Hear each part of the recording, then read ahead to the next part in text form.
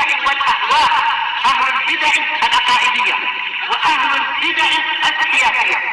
نقول بيننا وبينكم السلف، بيننا وبينكم الكتب، كان فيقول البدع بيننا وبينكم. أشهد أن لا إله إلا الله وحده لا شريك له وأشهد أن محمدا عبده ورسوله. اللهم صل على محمد عبدك ورسولك وعلى آله وأصحابه أجمعين. أما بعد. Kita masih di muka surat 131 untuk cetakan ini.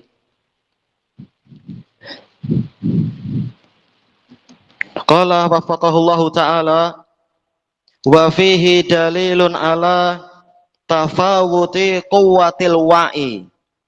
Dan di dalam hadis ini, hadis Aisyah, ada dalil tentang perbezaan kekuatan hafalan dan pemahaman bainan nau'il awal wan nau'is tsani minal wahyi, antara jenis pertama dengan jenis kedua dari wahyu.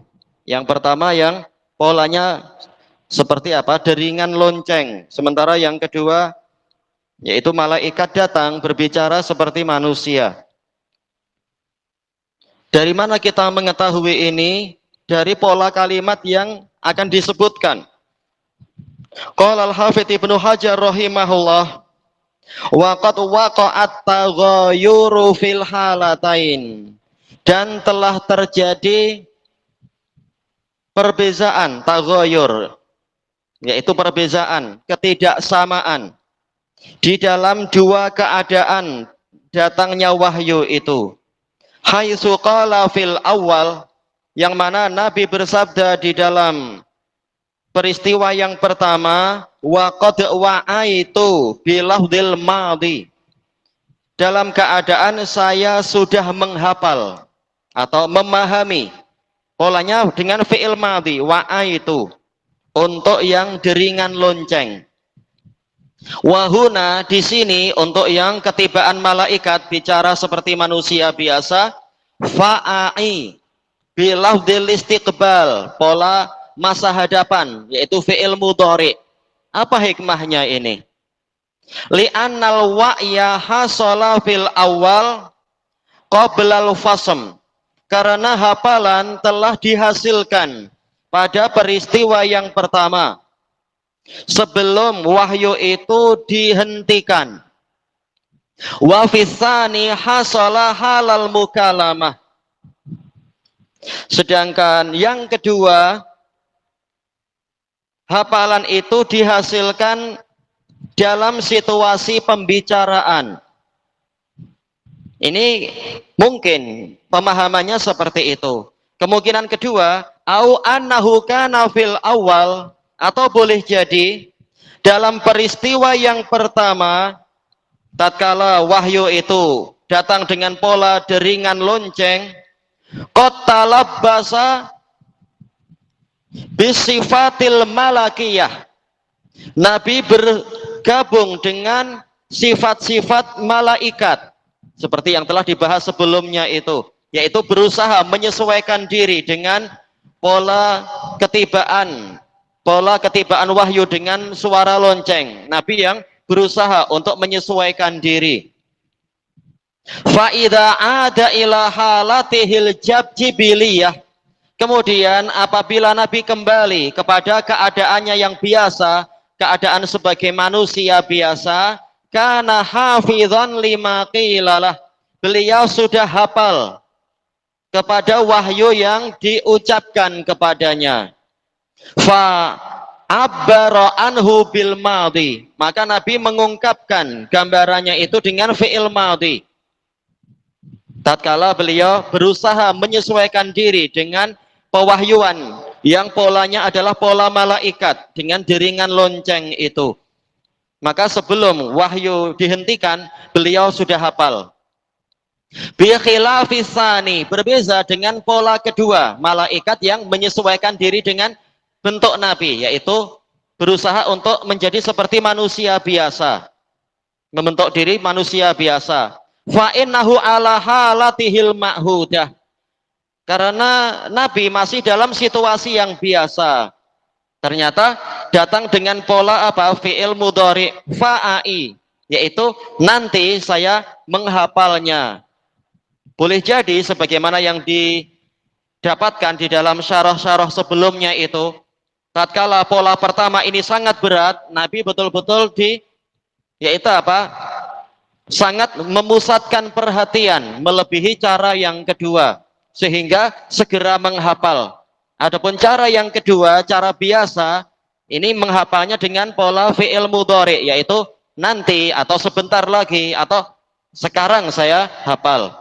Adapun yang pola pertama, sebelum itu, sebelum selesai pun Nabi sudah hafal. Ini yang diusahakan untuk dijelaskan oleh Al-Hafidz Ibnu Hajar. Kenapa? Untuk pola pertama dengan fi'il madhi, dalam keadaan Nabi sudah hafal. Kalau kedua yang lebih sederhana situasinya justru dengan fi'il mudhari, yaitu nanti atau sebentar lagi Nabi hafal. Cara pertama lebih kuat memang, walaupun lebih menyusahkan beliau. Selesai dari Fathul Bari. Wa fil hadis jawazul ityani bil khabari tsani li ta'kidi sihhatil khabaril awal. Ada dalil bolehnya mendatangkan berita kedua, khabar kedua untuk menguatkan benarnya khabar pertama. Khabar pertama dialog antara Nabi dengan siapa itu? Al-Harits ibnu Hisham. Sementara khabar kedua ini Aisyah menceritakan peristiwa yang lain. Tayyib. Qala Al-Hafidz Ibnu Hajar rahimahullah wa nuqtatu hadzal iqtita huna. Nuktah ini adalah poin yang indah. Ini nuktah. Poin yang indah dari pemotongan berita di sini, kita tahu akhir dari hadis ini Aisyah menceritakan peristiwa lain. Peristiwa turunnya wahyu di musim dingin, di musim sejuk itu. Jadi ini diambil cerita lain dimasukkan oleh Aisyah untuk menguatkan apa yang Nabi kabarkan kepada Al-Harits bin Hisham tentang jenis wahyu pertama yang sangat berat itu. Tayyib. Ikhtilafut tahammul. Perbezaan pembawaan hadis. Jelas hadis pertama yang dibawakan oleh Aisyah itu peristiwa dialog Nabi dengan Al-Harits bin Hisham. Sementara hadis kedua yang dibawakan Aisyah ini memang peristiwa yang lain lagi. Li'annaha fil awal akhbarat an mas'alatil Harits. Karena Aisyah pada hadis pertama, peristiwa pertama, beliau mengkabarkan tentang pertanyaan Al-Harits bin Hisham. Wa fisani akhbarat amma syahadat. Sementara pengkhabaran yang kedua, Aisyah menceritakan tentang apa yang beliau saksikan. Ta'yidan lil khabaril awal, untuk menguatkan pemberitaan yang pertama. Qauluhu, ini ucapan rawi, mestinya apa? Qauluha, tapi sering kita dapatkan walaupun hadisnya hadis Aisyah, Al-Hafidz mengatakan qauluhu. Tak masalah insyaallah. La yatafassadu bil fa. Yaitu benar-benar dalam keadaan kening Nabi itu mengucurkan peluh yang besar, tafassada. Wa tasdidil muhmalah. Yaitu apa? Sodnya memang tanpa titik, dia ditasdid. Ma'khudun minal fasad, diambil dari lafaz al-fasad, wa huwa qata'ul irik, memotong urat, memotong pembuluh darah, li isalati dam, untuk menumpahkan, untuk mengalirkan darah. Ini dalam pengobatan kan, selain hijamah ada yang namanya fasad. Walaupun dijelaskan oleh para ulama fasad ini sedikit lebih berbahaya, orangnya perlu pandai karena boleh jadi darah yang keluar lebih banyak daripada hijamah. Syubbiha jabinuhu bil irqil mafsud. Diserupakan kening Nabi itu dengan peluh yang irq, yaitu dengan apa? Pembuluh darah yang dipotong, yaitu peluh yang keluar, mestinya gitu ya. Peluh yang keluar di kening Nabi diserupakan dengan pembuluh darah yang terpotong. mubalaghatan fi kasratil irq, sebagai kesungguhan untuk menyebutkan tentang banyaknya peluh yang keluar. Fi qauliha fil yaumi syadidil barad, di dalam ucapan Aisyah pada hari yang sangat dingin, peluhnya sampai besar-besar bagaikan fasad. Dalalatan ala kasrati mu'anati ta'ab, sebagai penunjuk tentang banyaknya usaha beliau yang memikul keletihan. Mu'anah yaitu apa? Memikul, mengalami. Wal karab, kesulitan besar. Ingda nuzulil wahyi, tatkala wahyu itu turun. Lima fihi min mukhalafatil adah, karena di dalamnya, di dalam peristiwa itu ada penyelisihan terhadap tradisi. Tradisinya apa? Musim sejuk kita tak berpeluh, kalaupun ada peluh paling sedikit, sangat sedikit sekali. Tapi ternyata peluhnya besar-besar dan banyak karena wahyu yang sangat berat. Ini mestinya pakai tak marbutoh ya, macam yang di atas tadi juga. Halatihil ma'hudah, dengan tak marbutoh mestinya. Wahuwa kasratul irq. Kalau irq pembuluh darah ya. Wahuwa kasratul araq, yaitu banyaknya peluh. Fi syiddatil barad, di musim yang sangat dingin, hari yang sangat dingin.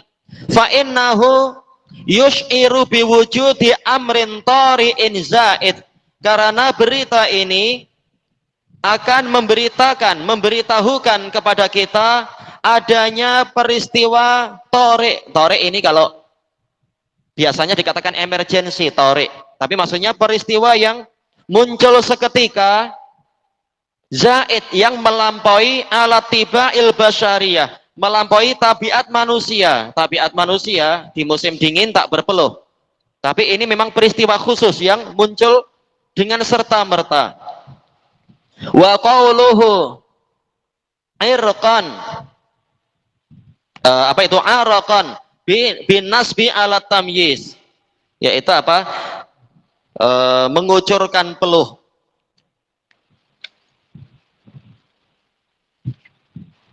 Ya, kita lihat sebentar. Iya, araqan. Kalau irq pembuluh darah, kalau araqan itu yang peluh. Selesai dari Fathul Bari. Wa fihi dalilun ala hirsis sahabah radhiyallahu anhum ala su'alin nabiyyi sallallahu alaihi wasallam. Dan di dalam hadis ini secara umum ada dalil tentang semangat para sahabat radhiyallahu anhum untuk bertanya kepada Nabi sallallahu alaihi wasallam amma la ya'lamu, amma lam ya'lamu, tentang perkara yang tidak mereka ketahui, tentang bagaimana cara turunnya wahyu. Wan nabiyyu sallallahu alaihi wasallam yujibuhum biidnillahi ta'ala, dan Nabi sallallahu alaihi wasallam menjawab pertanyaan mereka dengan seizin Allah Ta'ala. Ini bukan perkara yang wajib untuk dirahasiakan, cara turunnya wahyu. Diizinkan untuk diceritakan.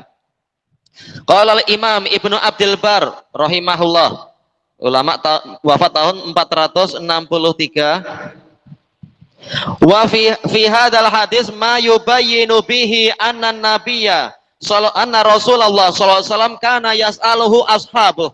Di dalam hadis ini ada dalil yang menerangkan bahwasanya Rasulullah SAW sering ditanya oleh para sahabat beliau an ma'ani dinihim, tentang makna-makna agama mereka. Dan mustahil para sahabat bertanya tentang masalah misalkan apa, adab ini, adab itu, adab buang hajat. Dan juga mereka bertanya tentang cara turunnya wahyu, kemudian mereka tidak bertanya tentang asma wa sifat dan makna-maknanya. Ini mustahil. Bahkan mereka adalah orang yang diajari oleh Nabi tentang makna-makna asma wa sifat. Mereka tahu siapa Rabb mereka. Tidak seperti persangkaan orang-orang yang mengatakan tariqatus salaf memang aslam, tapi tariqatul khalaf adalah a'lam wa ahkam. Ini kesesatan. Jelas para salaf itu aslam wa ahkam wa a'lam.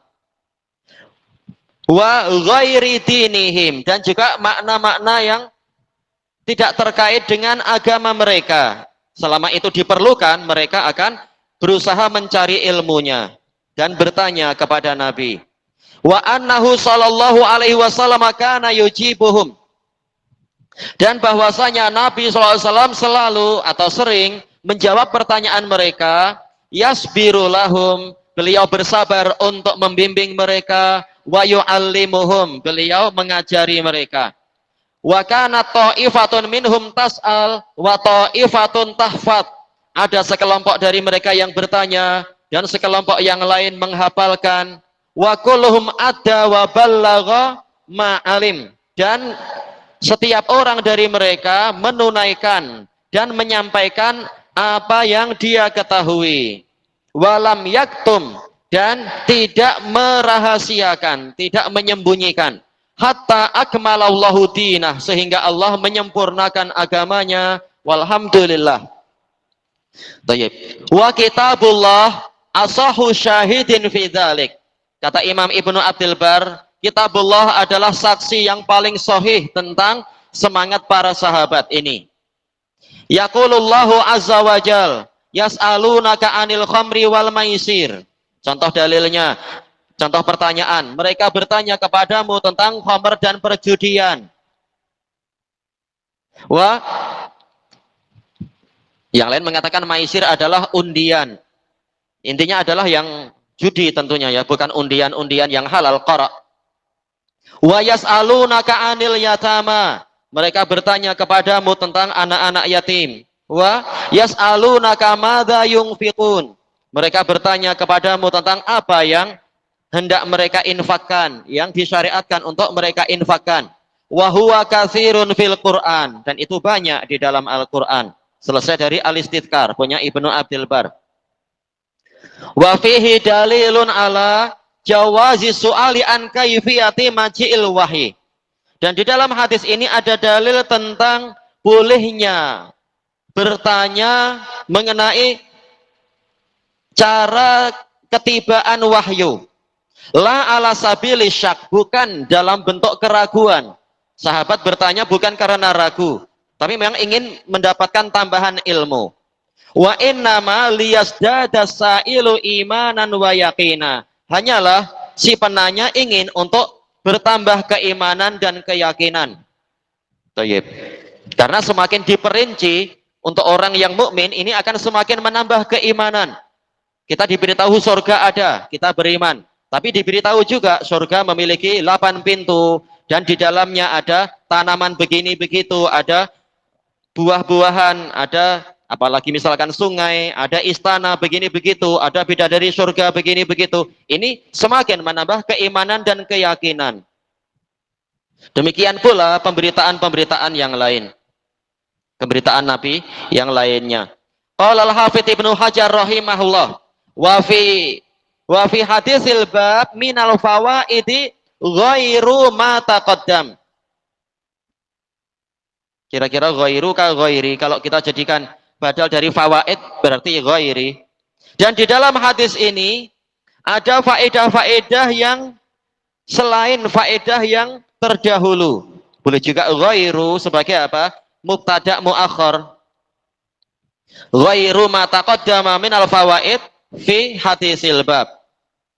Anna su'ala 'anil kaifiyah li talabi tama'ninah, bahwasanya bertanya tentang kaifiyat, tapi bukan kaifiyat zat Allah atau kaifiyat sifat Allah, tetapi kaifiyat yang disebutkan di dalam dalil-dalil itu. Masalah apa tadi? Turunnya wahyu. Untuk mencari ketentraman iman, la yaqdahu fil yakin. Ini tidak membuat cacatnya keyakinan. Wa jawazu su'ali an ahwalil anbiya. Dan di dalam hadis ini ada dalil tentang bolehnya bertanya tentang keadaan-keadaan para nabi. Minal wahyi wa ghairih, berupa wahyu dan yang lainnya. Terkadang sahabat bertanya bagaimana nabi itu melakukan qiyamul lail, bagaimana cara nabi sholat, bagaimana cara nabi berpuasa, dan seterusnya. Boleh menanyakan itu. Wa annal mas'ula anhu idza kana dza aqsam, dan ada dalil bahwasanya perkara yang ditanyakan Apabila perkara yang ditanyakan itu memang memiliki beberapa bagian, beberapa jenis, yadhkurul mujibu fi awwali jawabihi ma yaqtadi tafsil. Si penjawab disyariatkan untuk menyebutkan di awal jawabannya itu perkara yang memang menuntut perincian. Terkadang demikian, terkadang demikian. Dijelaskan dan diperinci. Yaqtadi, mestinya ada titik dua ini, yaqtadi. Selesai dari Fathul Bari. Tayyib, kita masuk ke hadis yang baru. Qala al-Imamul Bukhari rahimahullah, al-hadisus salis.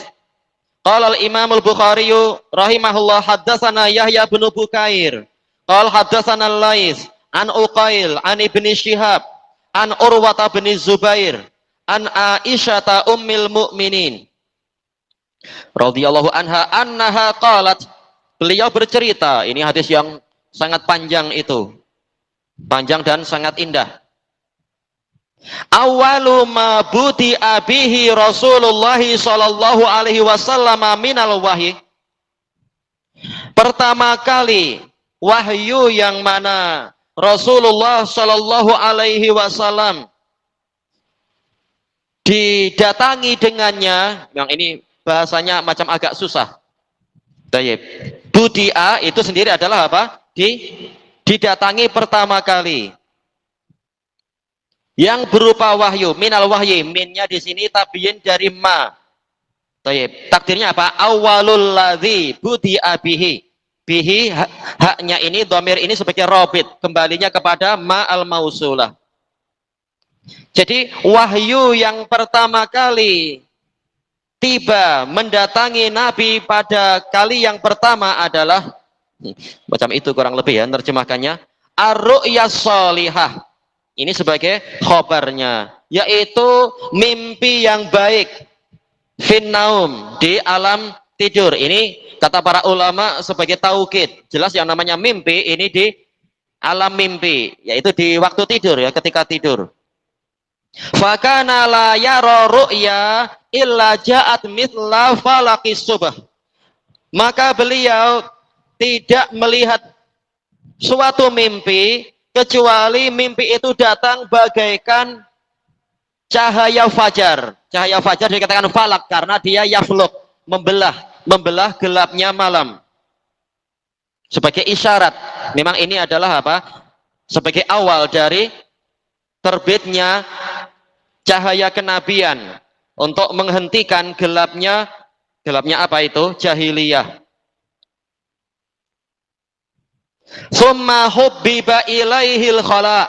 Kemudian dijadikan beliau itu suka untuk bersepi-sepi, menyendiri. Khala bukan maksudnya bilik tandas, tapi maksudnya adalah suka menyendiri. Wa kana yakhlu bi ghari Hira. Dan beliau sering menyendiri di Gua Hira. Sebagian mengambil dalil ini sebagai apa? Contoh untuk cari wangsit, mungkin jadi Imam Mahdi kedua atau keberapa tak tahu. Ini Nabi tidak mencontohkan itu. Setelah turunnya wahyu, taklah beliau kemudian kembali untuk apa? Suka pergi ke gua-gua untuk mencari wahyu lagi. Nabi tidak mengajarkan itu setelah turunnya syariat. Maka kita tidak mencontoh yang seperti itu. Setelah turunnya wahyu, Nabi kemana? Nabi ke masjid, bukan ke gua-gua. Kemudian ada yang terhilang. Fayatahannasu fi, beliau melakukan tahannus di dalamnya. Wa huwa ta'abbud. Ini adalah tafsir dengan apa? Lazimil qaul, dengan konsekuensinya, yaitu beribadah. Al-layaliya zawatil adat, pada malam-malam yang berbilang, tidak terlalu panjang. Zawatil adat menunjukkan dia jamak tetapi tidak lama, tidak sampai apa? Berbelas-belas hari. Qabla ayang zi'a ila ahlih, sebelum beliau pulang kembali ke keluarganya. Yang zi, mencabut diri dari tempat itu. Wa yatazawwadu lidzalik, dan beliau mencari perbekalan untuk kembali ke gua itu. Setelah bermalam di gua beberapa hari, beliau balik lagi untuk mengumpulkan perbekalan. Summa yarji'u ila Khadijah. Tayyib. Setelah itu beliau pulang kembali ke Khadijah. Fayatazawwadu limisliha. Kemudian setelah itu beliau mengumpulkan perbekalan untuk tahanus yang semisal malam-malam tadi. Hatta ja'ahul haqq, sehingga datanglah kebenaran kepada beliau, wa huwa fi ghari Hira, dalam keadaan beliau ada di gua Hira. Ini khusus untuk Nabi. Para sahabat tidak mencontohkan dan Nabi tidak menyuruh untuk berbuat seperti itu setelah turunnya wahyu. Tayyib. Kalau cari hidayah wahyu, kita ke masjid, kita baca Quran. Sekarang Quran sudah dikumpulkan, tak perlu kumpul-kumpul apa di dalam gua. Banyak nyamuk lagi. Tayyib. Ada masjid malah pergi ke gua, padahal masjid dekat. Ini tentunya tidak mendapatkan taufik. Faja'ahul malak, kemudian malaikat datang kepada beliau. Ini al seperti dalam pembahasan hadis yang kedua itu. Alnya adalah apa? Ahdiyah zikriyah, ahdiyah zihniyah, yang telah dipahami oleh akal kita.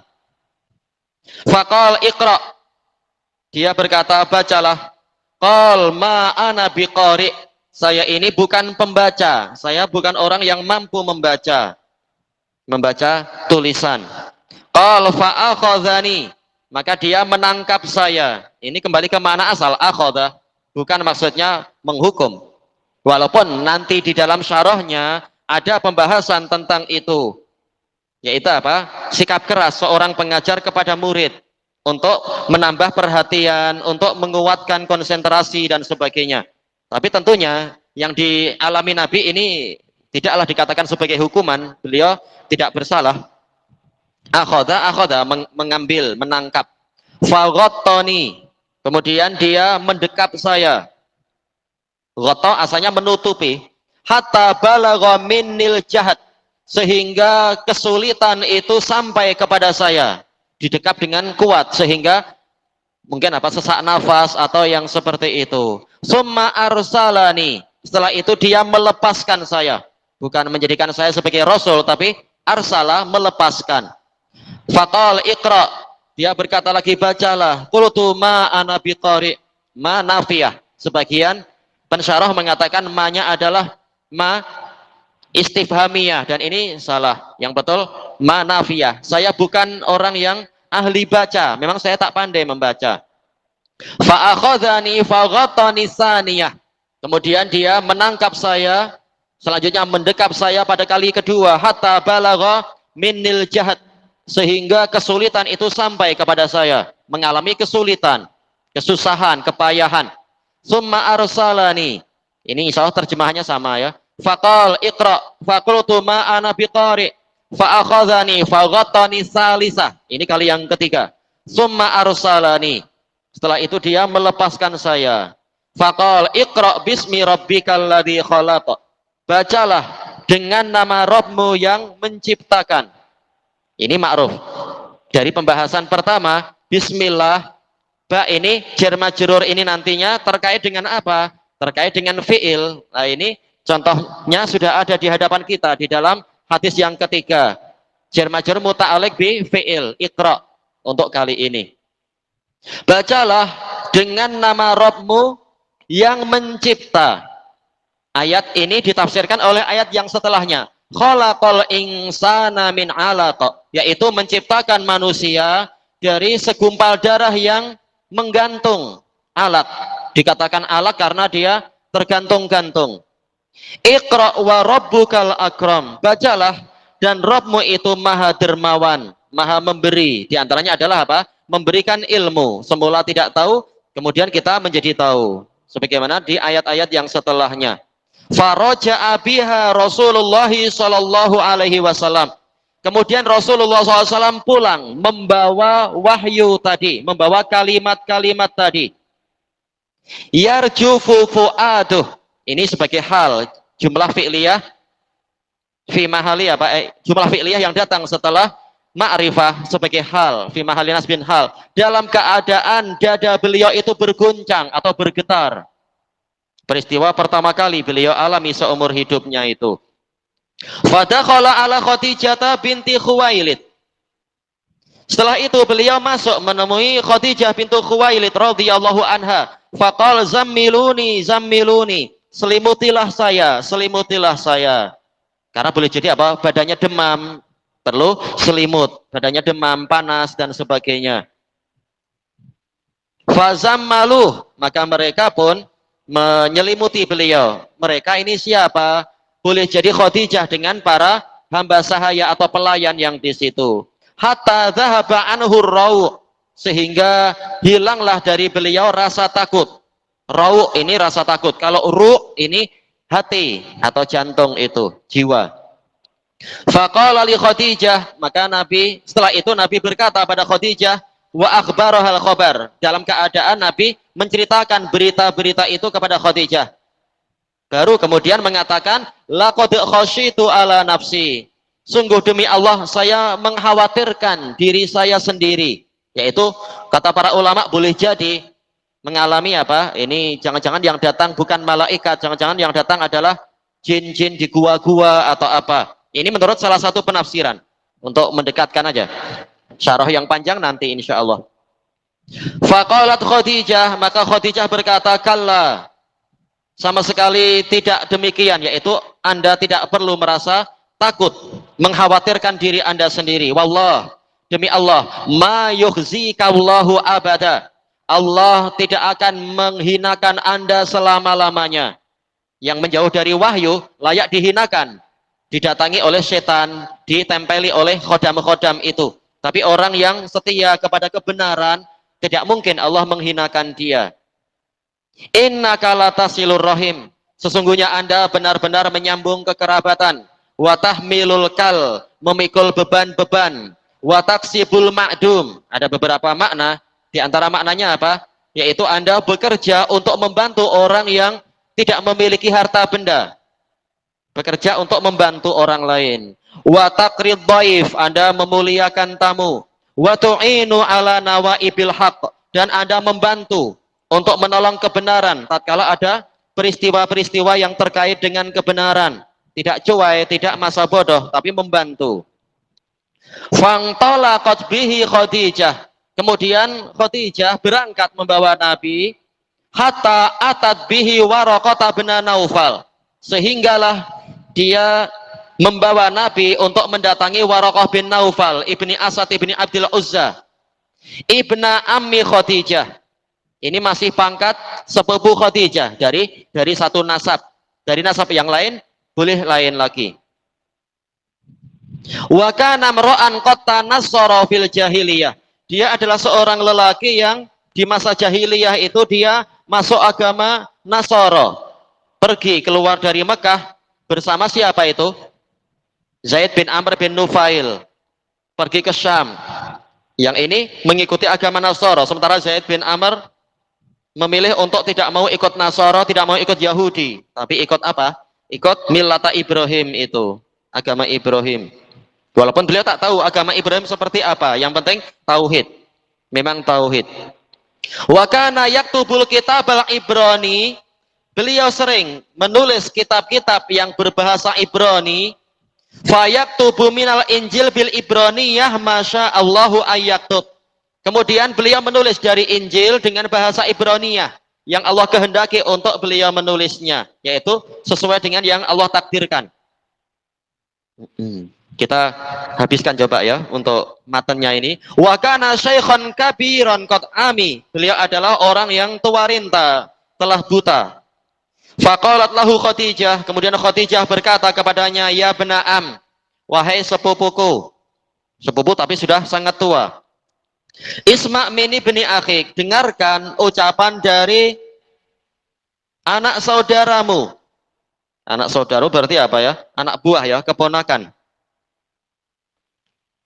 Faqala lahu Waraqah, maka Waraqah bertanya kepada Rasulullah, ya bena akhi madza tara?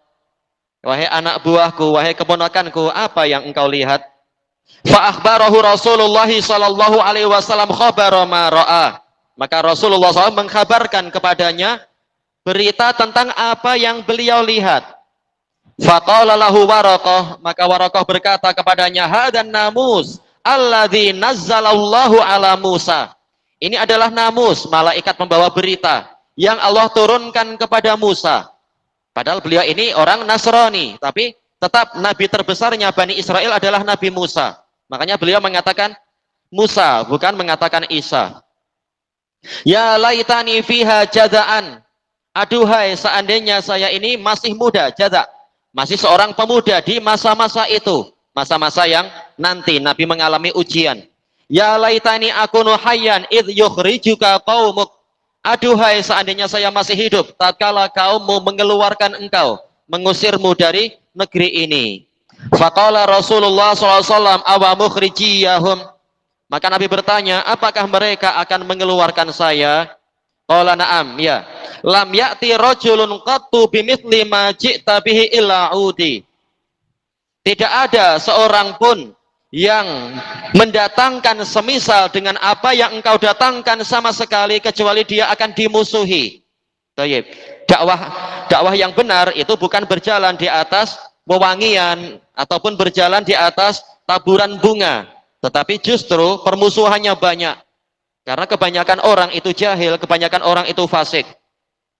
Tidak mengetahui kebenaran dan tidak menyukai kebenaran. Wa iyudrikni yaumuk, seandainya harimu itu, hari dakwahnya Nabi itu menjumpai saya masih hidup, angsurka nasron muazzaro, saya akan menolongmu dengan pertolongan yang dikuatkan. Summa lam yanshab waraqatu antuwfi, kemudian tidaklah Waraqah bertahan lama sehingga beliau wafat. Umurnya memang sudah sangat lanjut. Wa fatarul wahyi, dan wahyu berhenti pada masa itu.